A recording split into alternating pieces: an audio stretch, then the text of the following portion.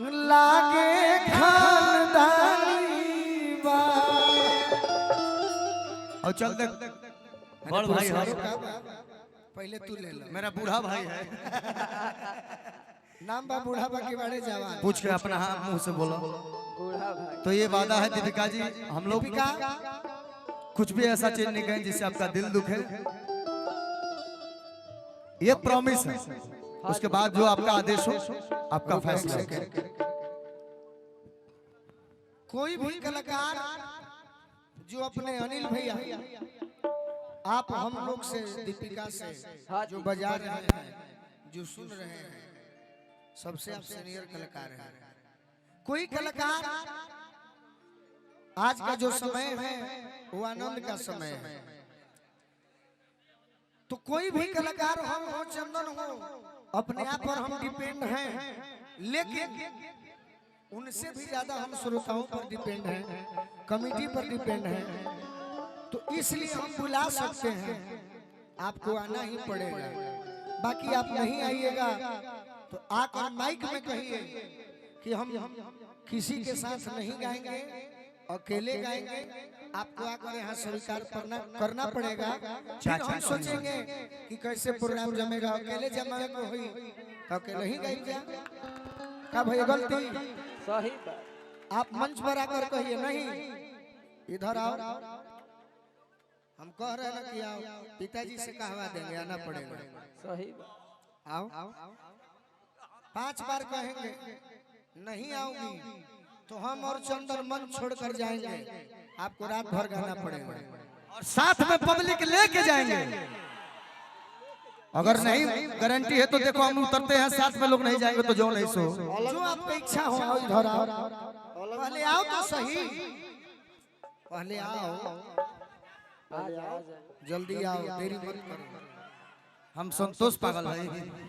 चंदन झूठ हम ना कहीं कभी कभी कृष्णा भैया। अरे की होई जाला जिंदगी बेकारे हो, दिलवा टूटले पजाने होई जाला जिंदगी बेकारे हो, दिलवा टूटले होई जाला जिंदगी बेकारे हो, दिलवा टूटले पजे। अब तो रहमत करा दो। टूटले पजननी अरे दिलवा टूटले पजननी कि टूटले पजननी दिलवा अरे टूटले पजननी। ये शत्रुघ्न भैया अरे बहुते दर्द देला, बहुते दर्द देला प्यारे हो, दिलवा टूटले पजननी बहुते दर्द देला प्यारे हो, दिलवा टूटले पजननी होई जाला जिंदगी प्यारे हो, दिलवा टूटले। हेलो हेलो हेलो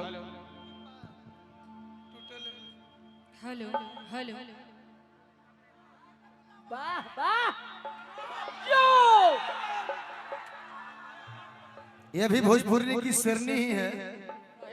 आप लोग जो अभिवादन करने के बाद तालियां बजा के कीजिए आप लोग। क्या बात है। गोलू इधर आओ। नाम का पहले जी लगाओ।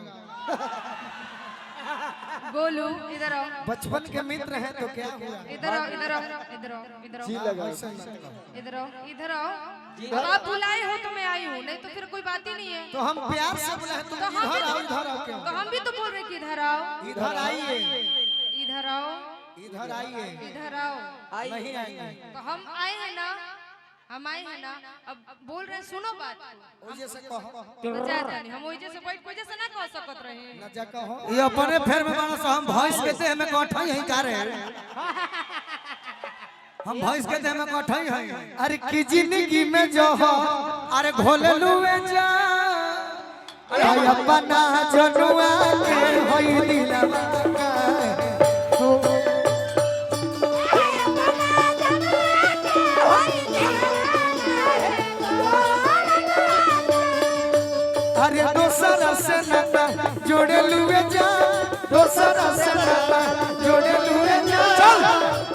अपना जनुआ के होई दिलवा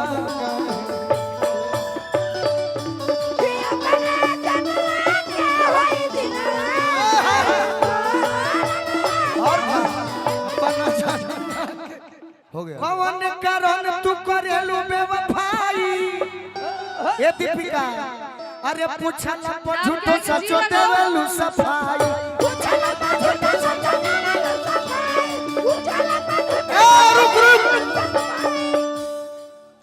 आजकल हमारा के लोग कहता कि तू हमार भैया हो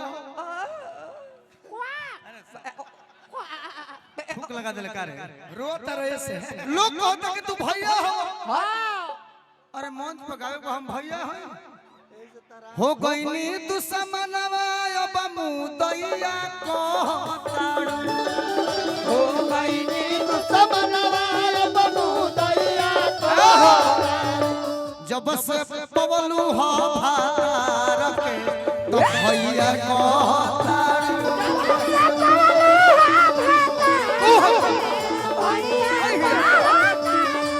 जब से पवलू हो भारत के तोरा के भैया यही लगता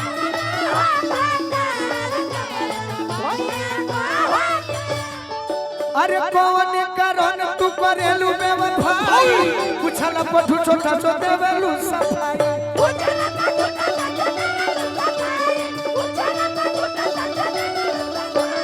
अतना बदल जइबुए हो हर जाई सोचला पर लगेल करे जा फट जाई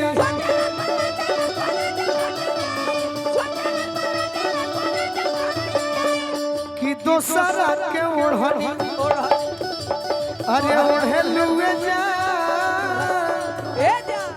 अपन जनुआ के होई दिलवा काहे ओढ़ेलुए जा ए भैया ए अपना विकास जनुआ के होई दिलवा तो रही जा कोनो दिक्कत नहीं खे चंदन सहिल बगम हम जइबू त जा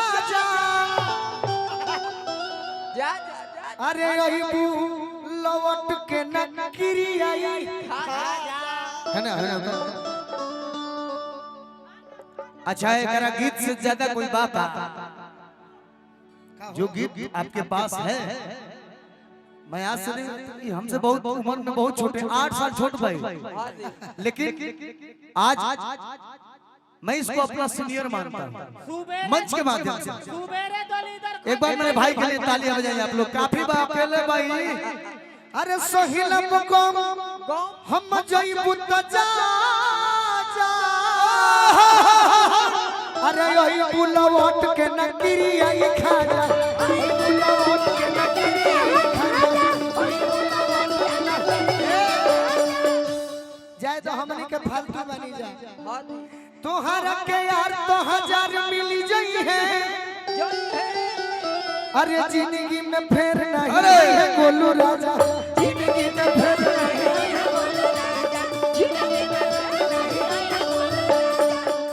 अरे चंदन के करनावा के करनावा छोड़े लुए जा के करनावा छोड़े लुए जा कि अपना जनुआ के होई दिलवा छोड़े लुए जा अपना ये चंदन हां भैया कि अपना जनुआ के होई